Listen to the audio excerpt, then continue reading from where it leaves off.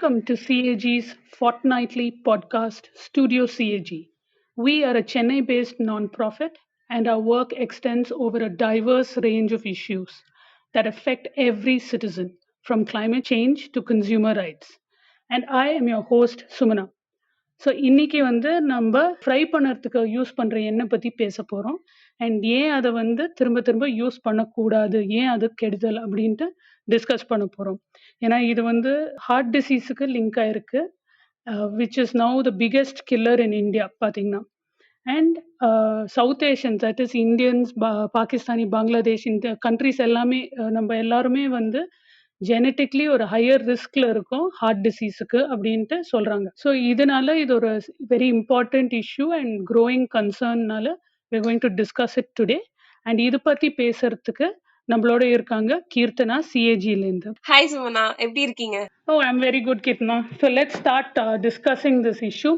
So இந்த reused cooking ஆயில்னா என்ன, அண்ட் ஏன் இது பத்தி இவ்வளோ டிஸ்கஷன், இவ்வளோ கவரேஜ் அண்ட் டாக் இருக்கு? சோ பாத்தீங்கன்னா, ஒரு ஆயில நம்ம திருப்பி திருப்பி யூஸ் பண்றதுதான் ரீயூசிங் குக்கிங் ஆயில். சோ நம்ம வீட்ல கடைகள்ல இந்த ஒரு ஹேபிட் நம்மளுக்கு ரொம்ப நாளா இருக்கு.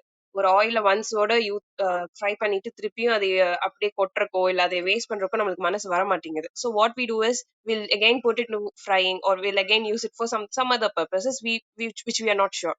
ஸோ அந்த ஆயிலை இப்படி ரீயூஸ் பண்றது தப்பு அப்படிங்கிறது தான் இந்த ஒரு ஃபுல்லா நான் பேசுறதுக்கே வந்திருக்கேன். ஸோ இது ஏன்னா ஒவ்வொரு குக்கிங் ஆயிலுக்கும் ஒரு ஹீட்டிங் பாயிண்ட் இருக்கும். அந்த ஹீட்டிங் பாயிண்ட் எதுக்குன்னா, அந்த ஹீட்டிங் பாயிண்ட் அந்த ஆயில் ரீச் பண்ணும்போது எந்த ஃபுட்டை நீங்க உள்ள போட்டாலும் ஃப்ரை ஆகும். சோ அந்த ஃப்ரை ஆகுற வரைக்கும் தான் அந்த ஆயில நீங்க ஹீட்ல வச்சுக்க முடியும். அதுக்கப்புறம் திருப்பியும் ஒன்ஸ் அந்த ஆயில் கூல் ஆயிருச்சுன்னா, அதுக்கப்புறம் நீங்க திருப்பியும் அதையே ஃப்ரை பண்றதுக்கு வைக்க கூடாது. அந்த வச்சா என்னென்ன பிரச்சனை வரும் அப்படிங்கறத நம்ம இந்த இதுல ஃபுல்லா நம்ம பேச போறோம். ஓகே. சோ ஒரு தடவை ஃப்ரை பண்றதுக்கு யூஸ் பண்ற ஆயில திருப்பி ஃப்ரை பண்ணக்கூடாது. அதே ஆயில அதே லெவல் ஆஃப் ஹீட்டுக்கு எடுத்துன்னு வரக்கூடாது. ஆமாங்க. பிகாஸ் அந்த ஆயிலோட கெமிக்கல் ப்ராப்பர்ட்டிஸ் எல்லாம் பிரேக் டவுன் ஆகும். அந்த பிரேக் டவுன் ஆச்சுன்னா ஆப்வியஸா அதுல இருந்து நம்மளுக்கு ஹெல்த்ல நம்மளுக்கு ஒரு பாதிப்பு வர சான்சஸ் இருக்கு. சரி. சோ இது ஹீட் பண்ணி கெமிக்கல் ப்ராப்பர்ட்டிஸ் மாறுறதுங்கிறீங்க. சோ அப்ப என்ன ஆகும்? அந்த கெமிக்கல் ப்ராப்பர்ட்டிஸ் மாறிச்சுன்னா என்ன ஆகும் அடுத்தது? பேசிக்கலி டிரான்ஸ்பேட்ங்கிற ஒரு ஃபேட்டி ஆசிட் காம்பனன்ட்ஸ் ப்ரொடியூஸ் ஆகும். அந்த ஒரு எந்த ஆயிலையும் நம்ம ரிப்பீட்டடா ஹீட் பண்றதுனால டிரான்ஸ்பேட்டி ஆசிட்ஸ் ப்ரொடியூஸ் ஆகும். ஸோ அந்த டிரான்ஸ்பேட்டி ஆசிட்ஸ்ங்கிறது நம்ம பேசுறதுக்கு முன்னாடி நம்ம பாடியில ஃபங்க்ஷன்ல இருக்க கொலஸ்ட்ரால்ஸ் பத்தி ஒரு ஜிஸ்ட் குட்டியா கொண்டு சொல்லிடுறேன். நம்ம பாடியில 2 டைப் ஆஃப் கொலஸ்ட்ரால்ஸ் இருக்கு, good cholesterol and bad cholesterol. Good cholesterol நம்ம ஹெச்டிஎல்ஸ் சொல்லுவோம். ஹெச்டிஎல்ஸ்னா ஹை டென்சிட்டி லிப்போப்ரோட்டீன்ஸ் சொல்றோம். Bad cholesterol LDLs, low density lipoproteins சொல்றோம். சோ இப்ப என்னன்னா இந்த ஹெச்டிஎல்ஸ்ங்கிற நல்ல கொலஸ்ட்ரால் என்ன பண்ணும், நம்ம பிளட் வெசல்ஸ்ல இருக்கிற extra cholesterols or excess settle ஆயிருக்க கொலஸ்ட்ரால் ஆர் ஆர்கன்ஸ்ல இருக்க எக்ஸஸ் கொலஸ்ட்ரால் எல்லாம் நம்ம லிவருக்கு கொண்டு போய் எக்ஸ்கிரீஷனுக்கு அனுப்பிச்சிரும். சோ பாடியில எக்ஸஸ் கொலஸ்ட்ரால் நம்ம இருக்காம பாக்குறது ஹெச்டிஎல். ஆனா இந்த எல்டிஎல் என்ன பண்ணும், இங்க போய் செட்டில் பண்ண வைக்கிறது, ஒவ்வொரு பாடி ஆர்கன்ஸ்ல எக்ஸஸா இருக்க வைக்கிறதுக்கு காரணமே எல்டிஎல்ஸ் தான்.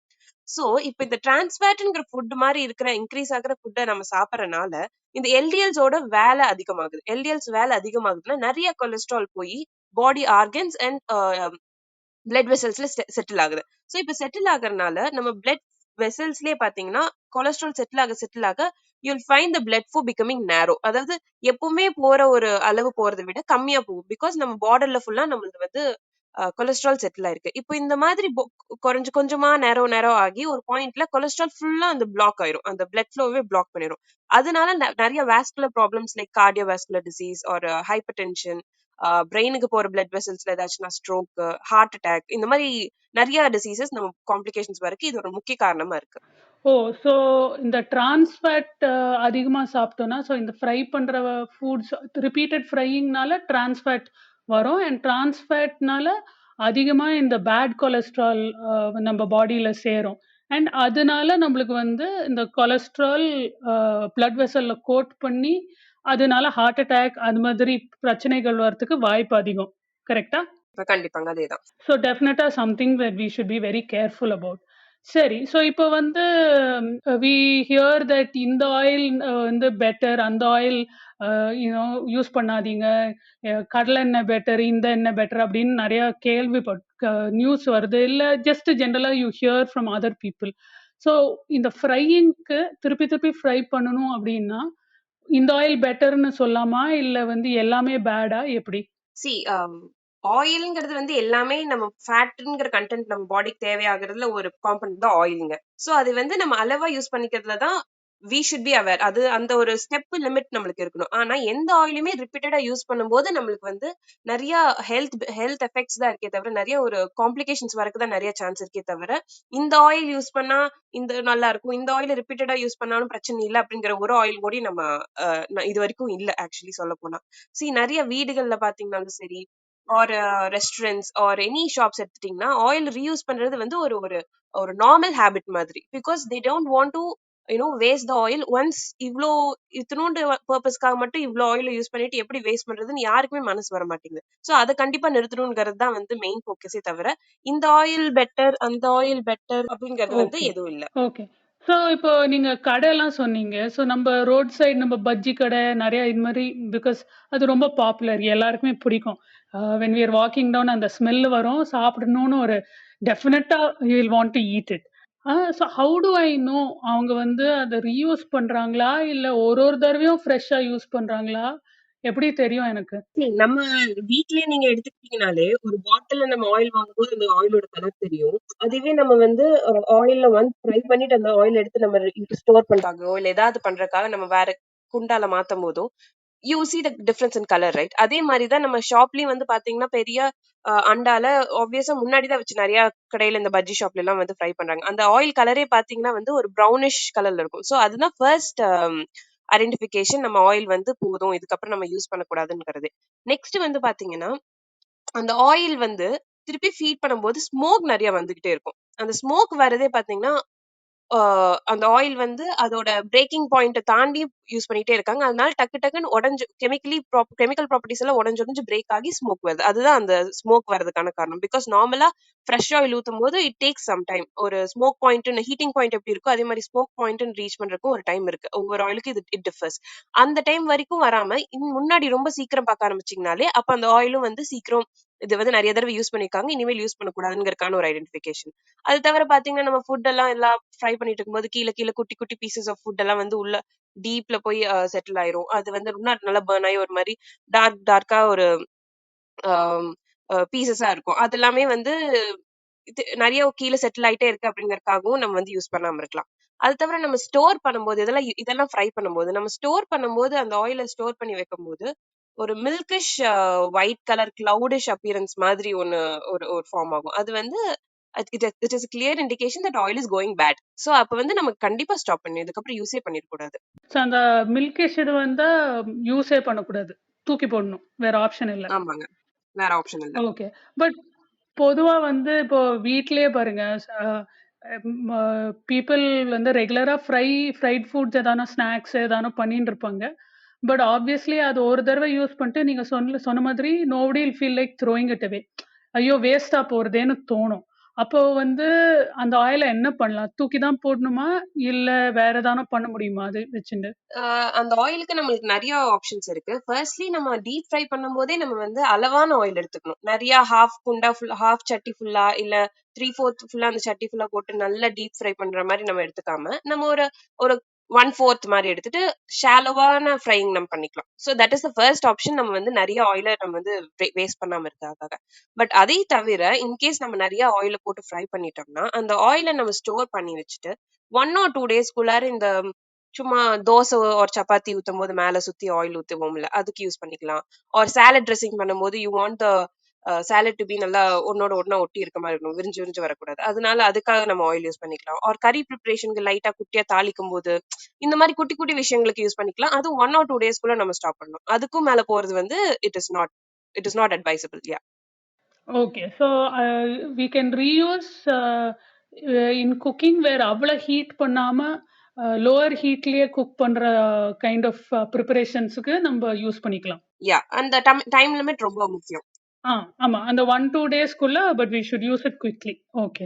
யாஹ். சரி இப்போ வந்து இந்த பெரிய ரெஸ்டாரண்ட் இல்ல அ ஹோட்டல்ஸ் அவங்கலாம் வந்து நெறையவே யூஸ் பண்ணுவாங்க இல்லையா?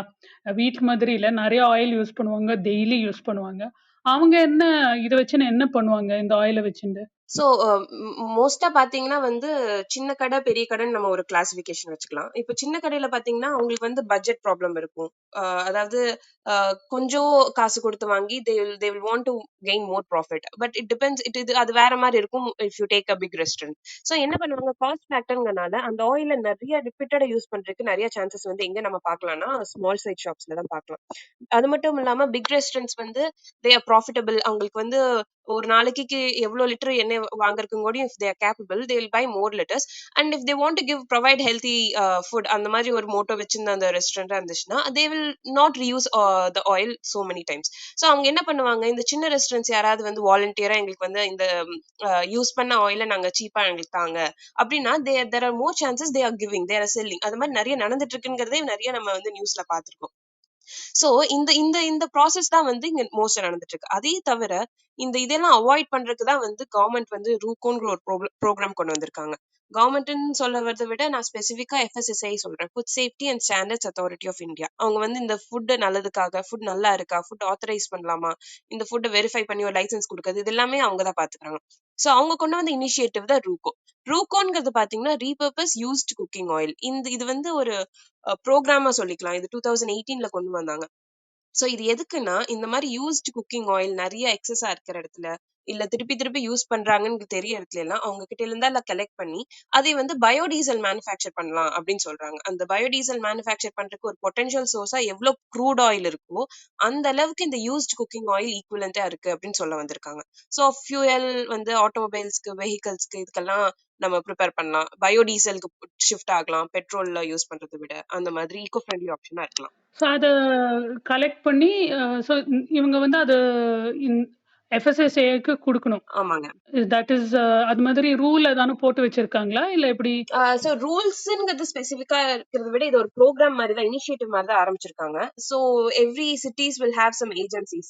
அந்த ஏஜென்சிஸ் கிட்ட போய் நம்ம வந்து டிராப் பண்ணிட்டோம்னா இந்த யூஸ்ட் குக்கிங் ஆயில டிராப் பண்ணோம்னா அவங்க வந்து அதுக்கு வந்து ஏதாவது சர்டிபிகேட்டோ இல்ல ஏதாவது கூப்பான்ஸ் ஏதாவது அந்த மாதிரி தருவாங்க. They don't get it for free obviously. அதனால அந்த அந்த அந்த ப்ராடக்ட்டை வந்து வாட் தே அந்த கலெக்ட் பண்ண இதெல்லாம் வந்து நம்ம வந்து மேனுஃபேக்சரிங் பயோடீசல் மேனுஃபேக்சரிங்க்கு நம்ம யூஸ் பண்ணிக்கலாம்.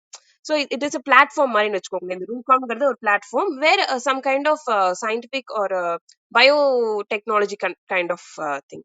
Okay, okay. ஸோ ஒரு நீங்க சொன்ன மாரி இனிஷியேட்டிவ்.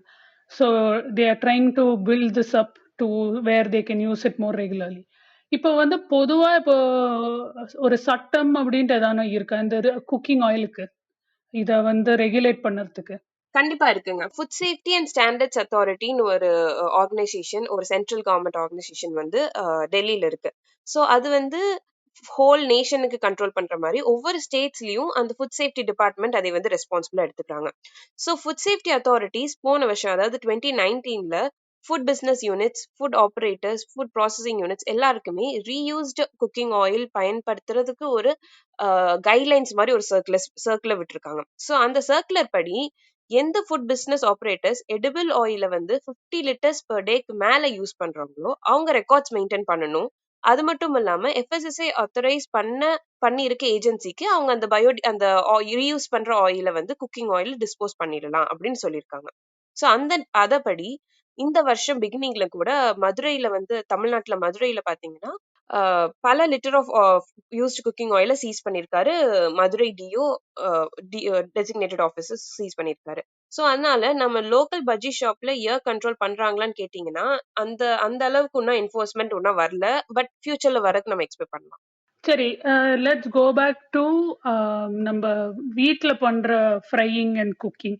நீங்க சொன்னீங்க அது வந்து இந்த ஒரு தடவ ஃப்ரை பண்ணி யூஸ் பண்ணா நம்ம திருப்பி அந்த ஆயில வந்து இந்த சப்பாத்திக்கு, தோசைக்கு அதுக்கு மாதிரிலாம் யூஸ் பண்ணலாம் அப்படின்ட்டு. பட் ஒரு 2, 3 நாள் மேக்ஸிமம் அவ்வளவுதான் ஸ்டோர் பண்ணலாம்.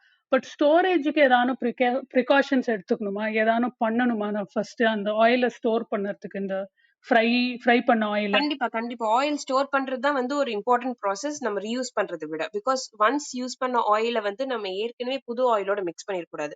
சோ நம்ம என்ன பண்ணணும், ஒரு நியூ கண்டெய்னர், கிளீன் கண்டெய்னரா எடுத்து ஒரு ஃபில்டர் பேப்பர் ஒரு தின் கிளாத் வச்சு அந்த ஆயில வந்து நம்ம யூஸ் பண்ண ஆயில வந்து ஃபில்டர் பண்ணிடணும். ஃபில்டர் பண்ணி ஸ்டோர் பண்ணிட்டோம்னா இட் இஸ் ஆப்வியஸ்லி நம்ம பழைய ஆயிலோட மிக்ஸ் பண்ணல. அதே மாரி வில் ஹேவ் அ ரிமெம்பரன்ஸ் நம்ம டக்குனு இத யூஸ் பண்ணி முடிச்சிடணும் அப்படிங்கிறது.